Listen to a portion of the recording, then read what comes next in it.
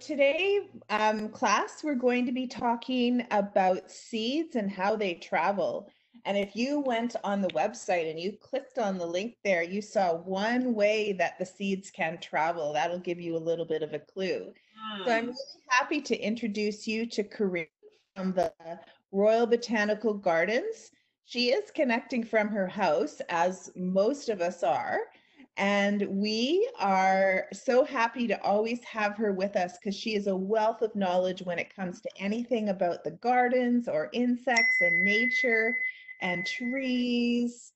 So I will see you guys in a few minutes and I will turn you over to Karin. Hello, everybody, and welcome to Royal Botanical Gardens, aka my basement. So glad everybody could join me. So just to get things started, what I want to do is I just want to share and, show people where you are in relation to each other. So my map, come on, little map, pop up. Oh, I had everybody labeled on my map, and now it's deciding to go to sleep. So I had people labeled in Kelowna and Vancouver. I had people in Center and in Sioux Lookout. I had Fort Providence. I had Iqaluit. And all the way down here, I had St. Catharines and I had Toronto. Oh, there they are. There's Ottawa. So I'm just going to go a little bit closer. There's Niagara Falls. For those of you who haven't been with me before, I'm just going to show you a tiny little bit of Royal Botanical Gardens because we're going to see more pictures during our presentation as well. So that's Niagara Falls. We've got a friend in St. Catharines there. We might have some people from Toronto or Ottawa. This is Lake Ontario, one of the 5 Great Lakes in Ontario. And I'm going to scoot down. And just to give you an idea, I'm actually way up here. This is where I am, in Guelph. But that is Royal Botanical Gardens between Hamilton and Burlington.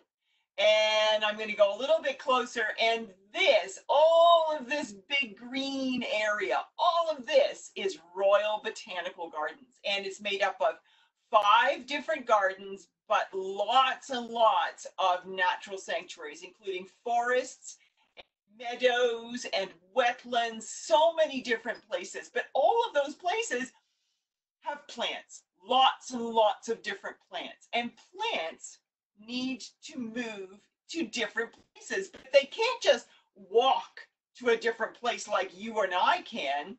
They actually have to find different ways to move. So let me see if, yes, there we go. Okay, so they're moving. And what we're going to be talking about today is why seeds need to move to new sprouting spots, but also we're going to be looking at how seeds move.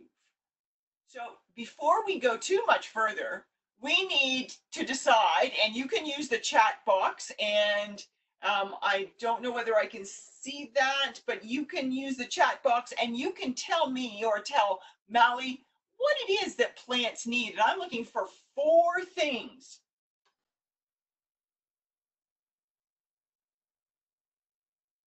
Now I see it. Sun, absolutely, yes. And water, air, earth, and soil. Yes, yes, yes, all of those things, absolutely. Wind, yep, water, absolutely. Nutrition, yeah, water, that's right. So there's so many things that plants need. So you're right, they need the sunlight, absolutely. That sunlight is going to provide warmth and energy for those plants to make their food. And to make their food, they need water and the nutrients in the soil and carbon dioxide. Did you know they actually make their food with water and carbon dioxide? That's all they need to make their food. They can't go to the grocery store and pick up an apple. They have to actually make everything themselves. And then their leaves, their roots, their flowers, their stems, they need the nutrients that are in the soil. But there's something else that plants need. And it has to do with competition. So what might be something that plants need to have order that there's not a lot of competition for these things.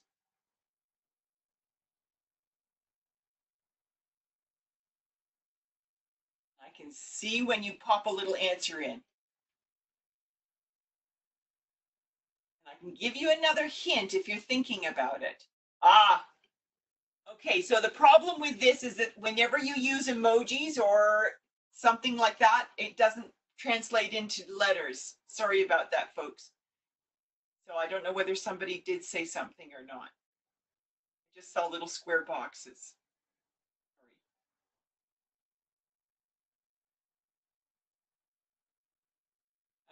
Difficulty, so please, okay. Can't read that fast. So what they need is, well, they already have carbon dioxide. So sometimes I want you to imagine, wherever you are right now, I want you to imagine there are 100 more people where you are right now. What would be the problem? What would you not have a lot of?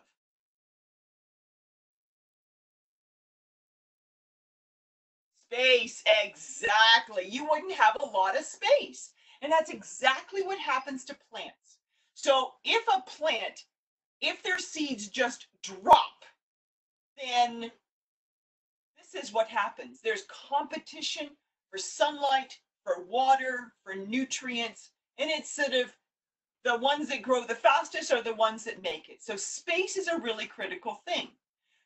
When we're planting ourselves, our gardeners, they're going to start seeds, and you can see how close they are, but that's not going to last for very long. What they're then going to do is they're going to take each one individually and move it into its own little spot. They'll take those trays and put it on a big trolley, and they'll take that big trolley into the greenhouse. They'll put all those trays onto these movable tables, and then those trays are going to join a whole bunch of other trays.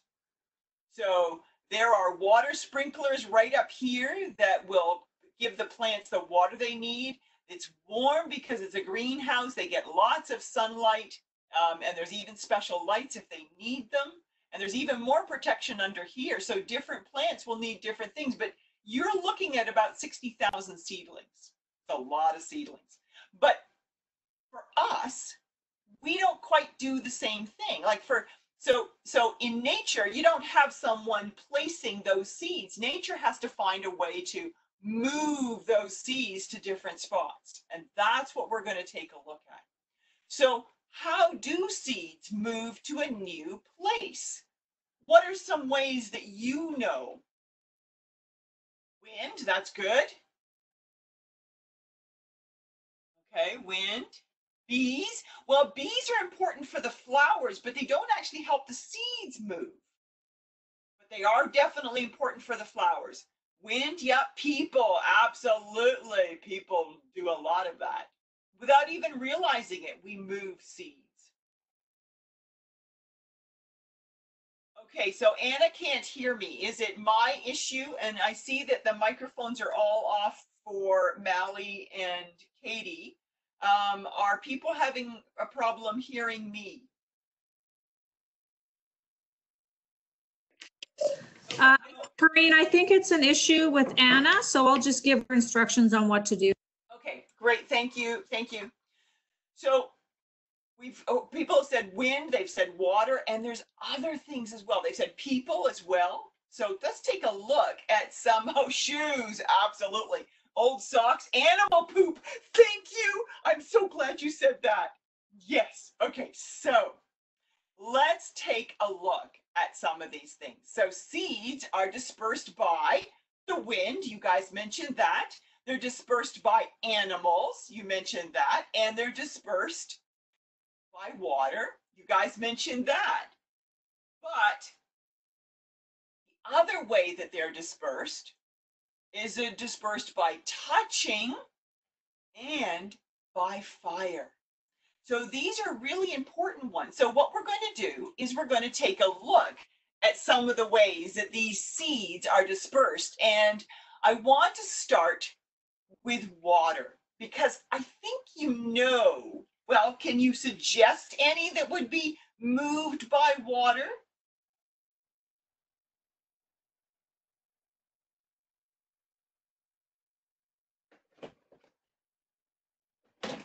Maybe if I give you a great big hint. Ah, that's right. Coconut. There you go. So let me just show you the coconut compared to some of these other seeds. Well, there's a coconut. You can probably see it there. It's quite large. But the thing about a coconut is it's got a space inside. That's right. So I'm going to click here and we're going to take just very quickly. So that coconut, it starts off as a big seed and that sort of outer covering is a husk. And that protects the seed inside. And it's going to roll back and forth on the sand and in the water. And eventually it's going to come to a stop. But by that time, that husk has worn away. And eventually the seed will be left. There's the seed. And look you can see a plant starting to come out of it. And so that's what's going to happen. It takes a long time. But there's another plant that I want to show you, and I'm hoping I can show you this. Let's see. There. Let's see if you recognize what these are. So I've got a couple of whole ones, but I've got a couple of one that are cut in half. Do you recognize those? No, not grapes. No. These are sort of reddish color. Let's see if I can let me just make sure. Yeah, it's the right color. Tomatoes. No, not tomatoes. Cranberries. Yes, these are cranberries. And cranberries, if you look carefully, you'll see that there are little hollow spaces in this cranberry right here. And so like the coconut, that allows it to float, because the thing about cranberries is they are actually, and I can see that we're going to have to do this again, they are actually, maybe we have to stop sharing for a second. I'll stop sharing for a second. There we go. So cranberries, what's interesting about cranberries is they actually have to,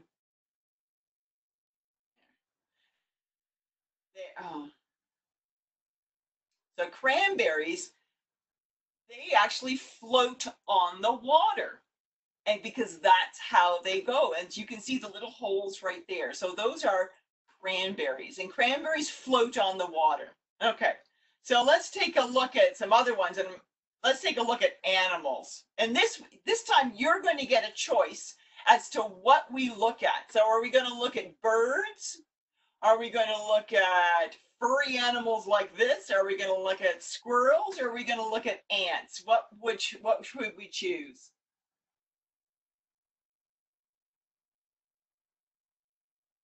Okay, someone go ants. Okay, someone said the dog. Let's see, raccoon. The dog and the raccoon is saying, okay, we got a couple of votes for ants, got a squirrel vote, got to go, okay, dog, okay, dogs and ants are sort of 50-50. Okay, ant won. Okay, the ant, we got more ants than anybody else. Okay, so some of you may recognize this flower, some of you may not. This is Ontario's provincial flower. It's a trillium. And what's interesting is trilliums in Ontario are blooming right now. And they are being pollinated by all sorts of insects. But once they finish being pollinated, the seeds start to form at the base of that plant. And this is what the seed, so this is the fruit, and these are the seeds. And if you look carefully at the seeds, they all have this white stuff on top of the seed. And that stuff's called elaisome. And it's really, really good for animals. But what's interesting is ants are the ones that love these the best. And ants will collect the seeds, they'll take that little elaisome off, they'll munch that down, and then this seed is left over and they put it in their garbage pile. And that's how new trilliums start. That's how a lot of early spring flowers start, is it's thanks to ants, believe it or not. Okay, so it looks, I think squirrel was a quick second, so we'll take a look at the squirrel. And when we think about squirrels, what do they tend to do in the fall?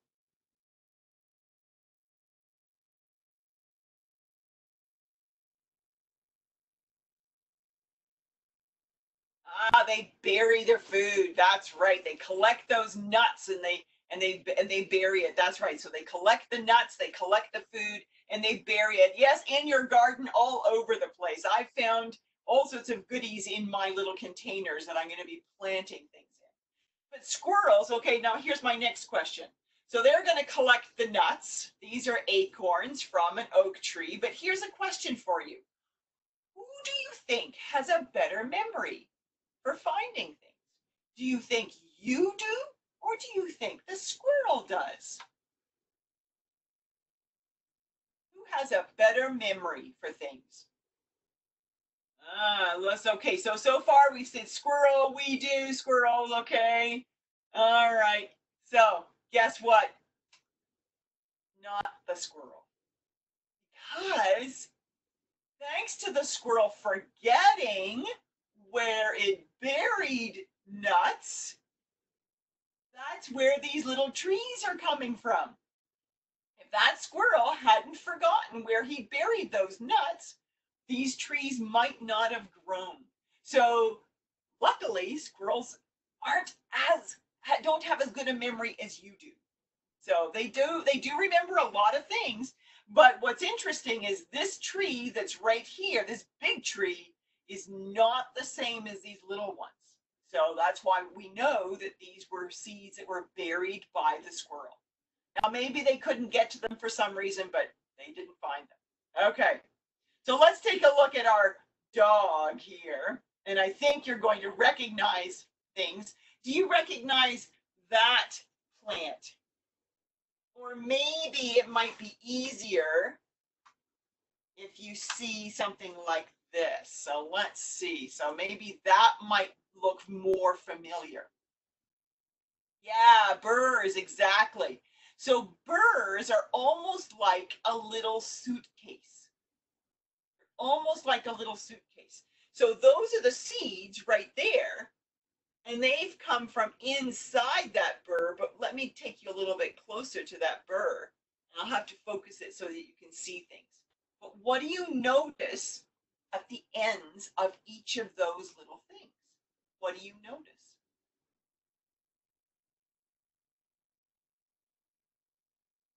Hooks, exactly. They're hooks. And so that's what's actually attaching to you. And so when you or your dog or any animal, if they get those seeds caught on them, all they have to do is scratch those, that little suitcase of seeds, and it will spread those seeds around. So it's a good way to do that. It's a good way for that plant to move things. It's going to take me this way. Okay. No? Okay, we're going to have to stop sharing. Looks like that's what it wants me to do. Okay. That's just fine. There we go. Okay. Do this again. So burrs are one way, but let me show you something. Now, this plant is from Texas. This plant is from the southern United States. It's not from Canada. I don't think this grows here anywhere where we are. But this plant is called devil's claw. So inside here, this is now the seeds have just been made. Yeah, that's right. Those little hooks are just like wood Velcro. And that was where the idea for Velcro came from. You're right with the burrs. That's exactly right. So these plants here, so what happens is when they dry, this splits open, and this is what happens. And the seeds are inside here. But this it's hard to tell the size of this, but this is what happens. So this is the seed case right here, and those are the seeds inside there. So you know, this person put it on their shoe purposefully to show us. But imagine in nature, there would be a cow or an antelope or a deer might be walking along, and they would get this thing caught on their hoof, and then they would move those seeds that way. So a very different way from moving things. And how about we go to the birds now, because that's what we've got left. Let's go to the birds. So birds are kind of interesting because, you know, they're not going to go for a food that's not ripe. But plants tell animals when food is ripe. So imagine these were the same type of apple. I know that there are green apples like Granny Smith's that are really tasty, but imagine these are the same apples. And this one is not ripe. This is really early on. So super, super, super, super, super sour. But this one is ready to eat. But the other thing, and the reason why this is so important, is when that fruit is ready, that also means the seeds are ready to be moved to a new sprouting spot. So how are those seeds going to be moved to a new spot? What do you think?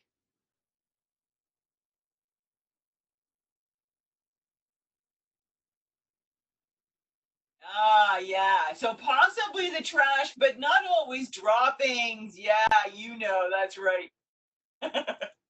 So it might be a raccoon that eats those. And, you know, if you're walking about and you happen to notice some poop around, you don't have to mess with the poop, but just take a look at it and see if there are any seeds in it, because there might be. So it could be a raccoon, it could be a bird that's eating those plants. And you know, there's a high bush cranberry, and this cedar waxwing is having a good munch on those, and it's going to eat all that fruit, but it might also eat those seeds. And like someone said, those seeds have to go someplace. They're going to go all the way down and then be pooped out. But that poop is really important because it's warm, it's wet, and it's got lots of nutrients. So it's a good place for seeds to start. And some seeds need to go through an animal's digestive system. It needs to go through their gut and be pooped out. Otherwise, that seed coat, which protects the seed, won't be able to open. But here's something really cool. So, you know, we think of raccoons, we think of birds, but guess what? Even muskox are great seed dispersal agents. They eat a plant called alpine bistort, and they eat those seeds and poop them out. Or how about bearberries? Lots of animals will eat those, and the same thing, they'll need to go through the gut. So imagine there was a lovely little Arctic fox. But that Arctic fox, it might eat some berries, but maybe it catches a bird. But that bird may have just eaten some berries. When that Arctic fox or any predator goes to the bathroom, does a poop, not only will they have bird bones in it, but so will there be seeds. So this Arctic fox has also helped move those seeds. How do you say that word, Karin? That big word. Okay, let me see. I'm gonna have to go back here. Okay, 1 second. Hold on. That could be the word of the week. Diplo. Just a minute. I have to go back. To it. Hold on. Go. No. There. Diplo. So I gotta move. Oh, I gotta move this a little bit. Diploendozucori. So diploendozucori. Diploendozucori. Whoa. Diplo, endo.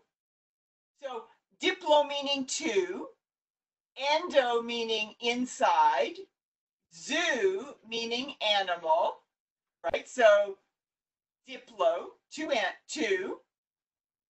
endo, inside, two things inside, zoo, animals, and then chori has to do with seeds. So they learned some Latin then too. Yeah, diplo, endo, zoochori. Whoa. I know.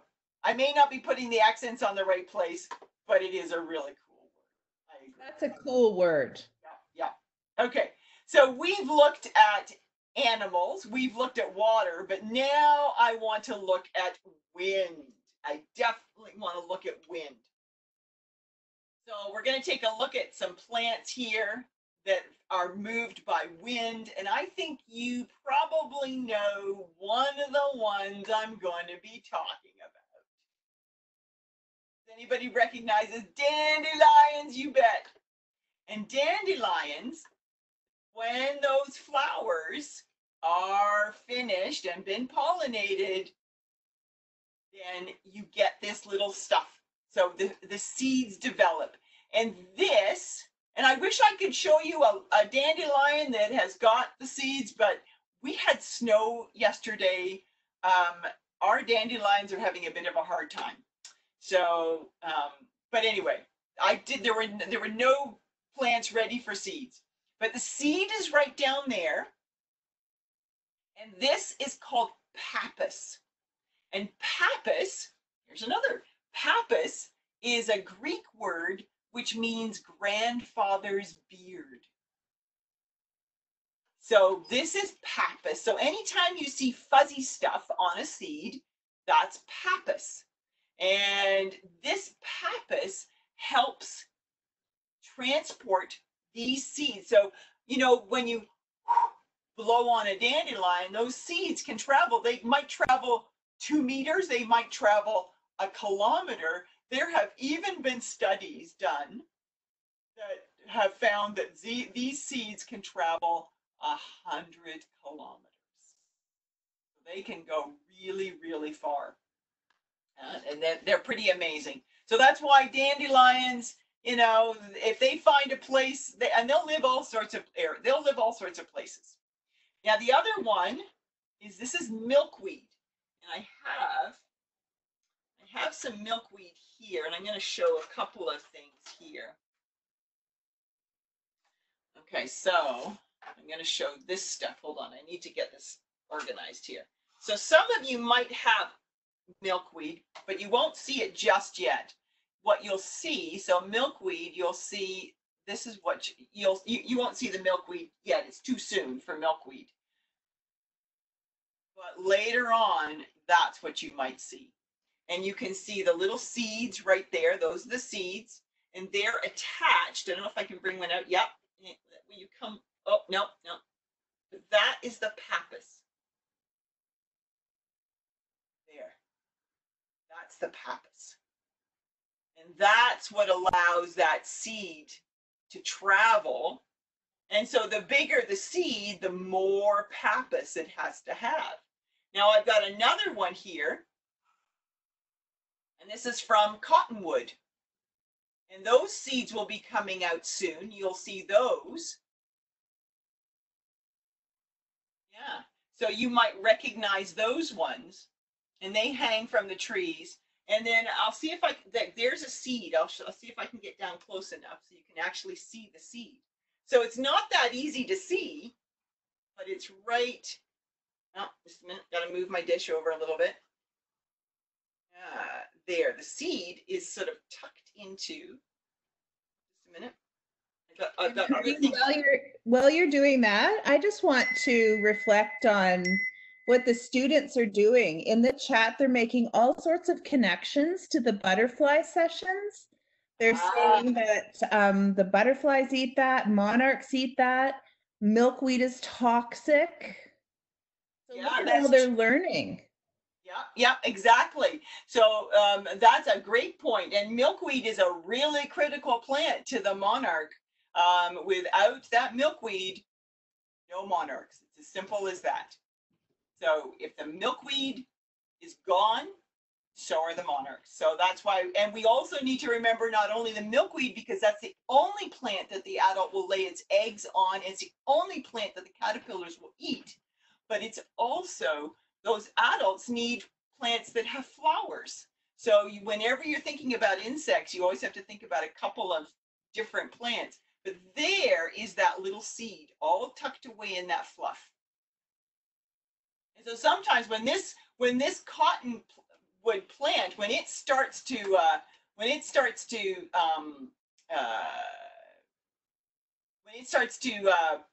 sort of release those seeds, what's amazing is the amount of, it's going to do that again. What's amazing is the amount of fluff that comes down. You almost think it's snowing. There's so much of it.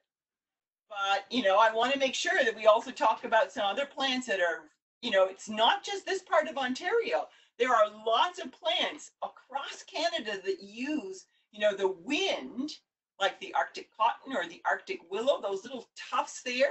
That's how it's going to disperse its seeds. So we know that there's something called pappus. Okay, what do we do with the paper? It's coming. So, speaking of paper, I'm going to just very quickly, because I wanted to show you, I wanted to just quickly talk about some of the way that seeds move.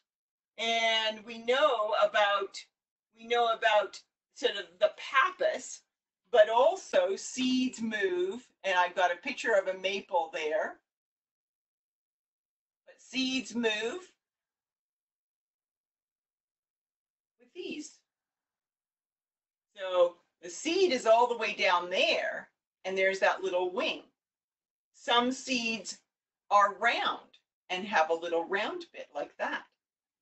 Some seeds are a little bit of both.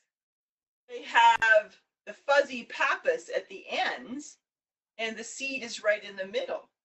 So they do different things. They travel in different ways. So that's what's so cool about the seeds. But we are definitely going to be doing an activity. So we just looked at the maple key. You know this. And there's the key there. But now we're going to make, I'm going to do a little helicopter activity. So what I need you to do, and I'm going to clear some space, you need to clear some space, and we're going to do some folding and some cutting. So let me just get my space organized here, because I'm going to do it on that thing. So let me just get this here. Let me just,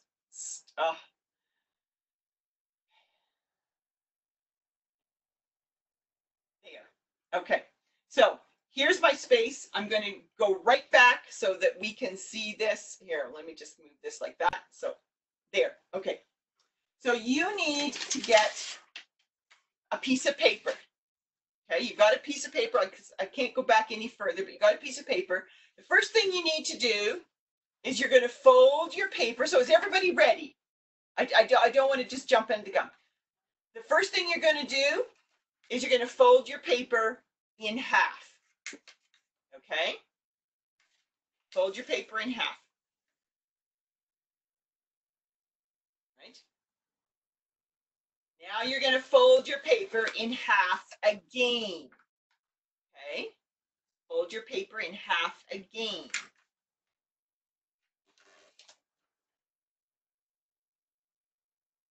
All right. So when you open that up, you should have 4 parts, right? So for our activity, all you'll need is just one of these. So what you need to do is you can just cut this. So you've just got one part, and that way you've got 4 more tries to do that. So cut it so that you've just got one part. Oops. I'll have to get my scissors out. So you have just one strip. So you have one strip that looks like this. Here, I'll put it on this side so it's easier to see things. Okay. All right. Actually, maybe I'll use this one because then it's easier for you to see the front and the back. Not that it matters whether it's the front or the back, and the lines don't have to be exactly right. Okay. All right, so there's my piece of paper, so it's easier for you to see things. All right, I'm just going to turn it over because where's my pen? There's my pen. All right. So what you need to do is we're going to make two folds. We're going to make two folds. The first fold you're going to make, so there's the top of your paper. You're going to fold up and you're going to go at least a finger. You're going to, so don't fold to the very top. Don't fold to the very top. Leave at least a finger. Okay, so you've got about a finger between the end of your paper and the fold. And then fold that down. See if I turn that light off, see if it makes it easier for you guys. Yeah, that might make it easier for you to see. Okay, so then see that you've got a finger. You didn't fold it all the way, you just left that about a finger or maybe even two fingers. Okay, now open that up. Okay, and this time we're going to fold it, but this time we're going to leave about 3 fingers. Okay, you fold that.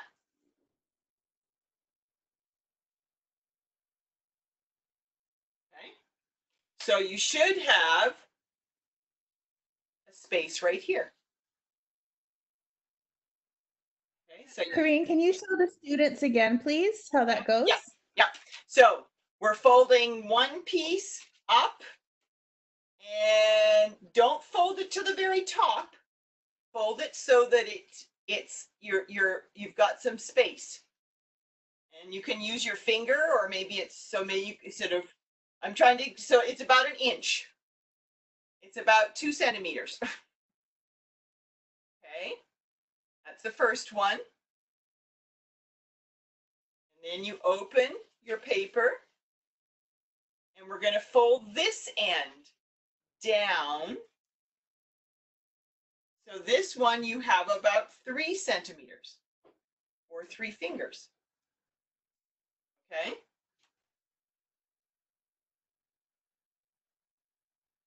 And then if you open it up, you'll have a little you'll have a little rectangle right there.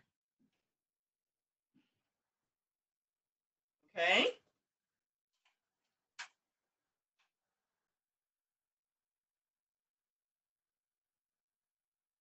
So one side, this is the long side. This is the short side. This is where you're going to be writing something. On the short, with the short one, you're going to write A, B.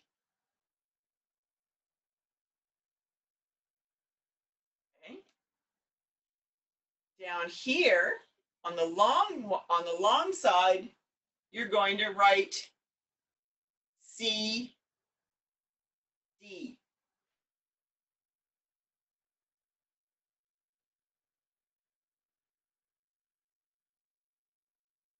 Okay. Next, can I go on? Is it okay? Okay. All right. So They say yeah. okay. So we're not going to fold the whole paper. We're just going to fold the top half, and you're going to fold B over to A. So just the top half, and you're going to fold B over to A, and you're just going to go down like that. That's all you need to do. Okay. So when you open it, you should see that line, and you should see your middle section right here.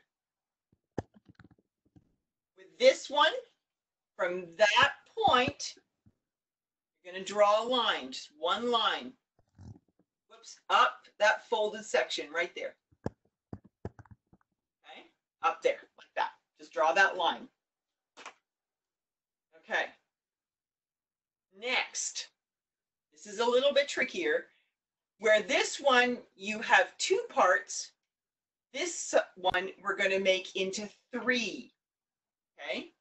So you're going to fold this one over part way, but not just the bottom part. Okay. And then you're going to fold this one over top. Oops. There we go. So then you've got that. And those lines are important. Okay, so now we've got those three lines. We've got our middle section, and we've got this one. With your pen, you're going to draw a line here, and you're going to draw a line here.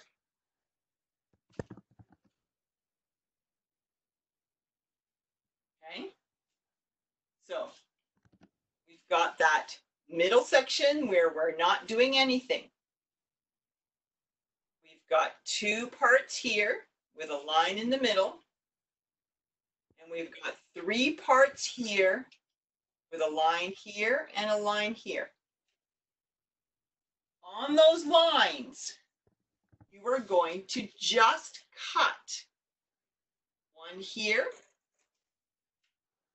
So I've cut that, just that little part.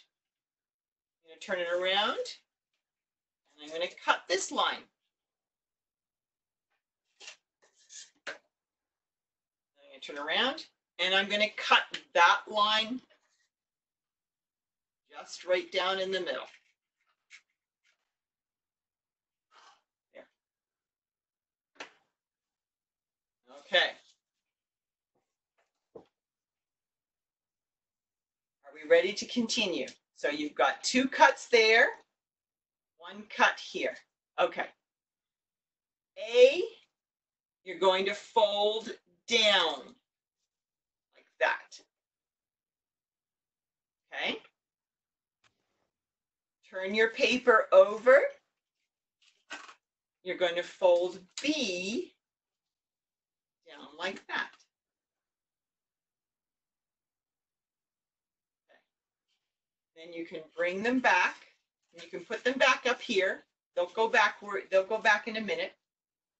Now what you're going to do is you're going to fold C into the middle and D into the middle. And then, so that you see how it's happened. And now you're going to fold that bottom piece just a little bit up there like that. Okay. If you have a paper clip, that's great. If you don't have a paper clip, not a problem. I've got one, but you don't need one. Okay. So your seed or your helicopter should look like that. That's what it should look like. Okay. I'm going to stop sharing because I'm hoping you can see this and you can try it yourself. Okay, little seed. Actually, you'll probably do a better job than I will because I don't have a lot of space. But I'm going to toss it up. Oh. It goes pretty fast. Are you seeing it? Probably not because it's... Okay, I'm going to go... Here's another one I made.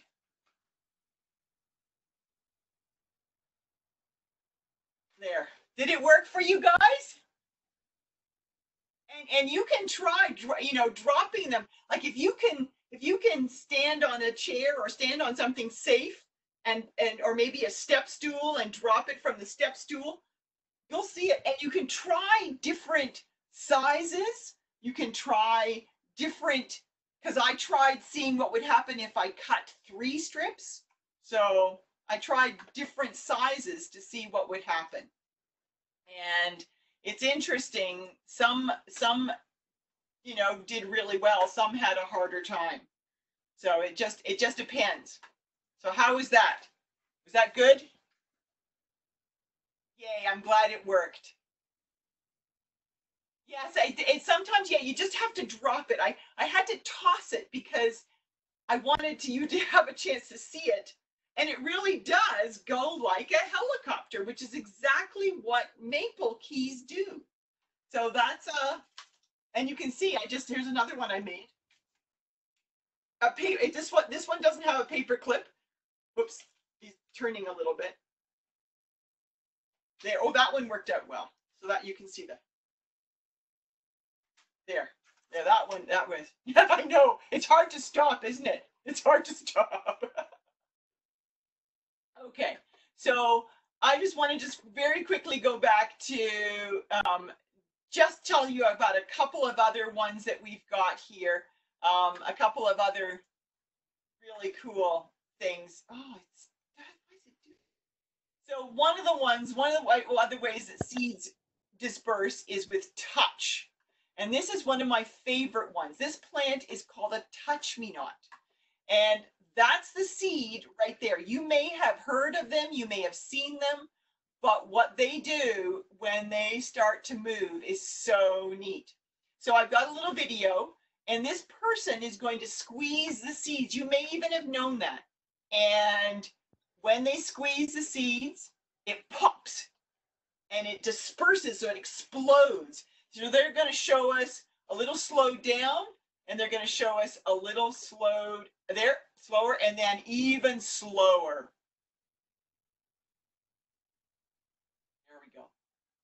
So lots of ways that seeds can move by exploding or by fire or all sorts of other ways that seeds move. Interesting. So I'm just noticing the time, and I don't want to go over. I don't know if I have much more time, or if we need to stop. But if you let me know. Yeah, we can probably wrap up now. Okay. That was so awesome, Karin, to see all the different ways and to be able to make our own helicopters. And I did find a pattern, so sometime this week I'll put it on the resource page so that we can remind ourselves. But so many different ways that seeds can be dispersed. Yeah, and try different weights at the bottom. Try different types of paper. Try different types of sizes, and see which one works best for you. Because that's exactly what nature does. When it finds something that works, then that's something that stays. That's why we see them.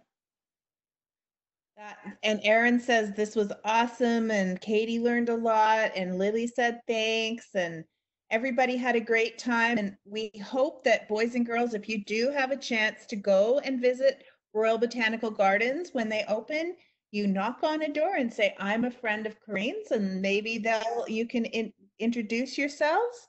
If you go to the kiosk, and when you go to the kiosk desk and say, can you tell me if Karin's here? And they will find me. They will find me. And next week, I think we're doing something about planting and using origami, making an origami pot. Yep. So that'll be really, really cool. Make sure you've got some paper. You can use newspaper. You can use, old paper, but make sure you got some paper. Yeah, we will. And hopefully, boys and girls, since we've learned all about seed dispersal and poop, you'll join us for the scoop on poop in about half an hour. It doesn't have to be origami paper, Rael, but I know that you have it. We can use recycled. Yep. Yeah, you can use recycled paper, but Raelle has origami paper because we know she does. Well, you know what, Real? It has to be a really big sheet. So, so the origami paper might work, but usually they're squares. You want a rectangle for this one. Oh, okay, that's So good to yeah, you don't want a square piece. You want a rectangle. So that's why, Okay. you know, and if you've got newspaper, that actually is even better than white paper. So Perfect, because if you've got an old flyer, definitely, old flyer's fine. better. Yeah. So thank you, Karin. Have a welcome. great day. Have a great week. We'll see you later. We'll see you soon. I forget what day it is, but I think it's Monday. We'll see you. We'll see you. We'll see you guys. Karin, soon. that was They'll awesome. come. We'll see you guys soon for Scoop on Poop.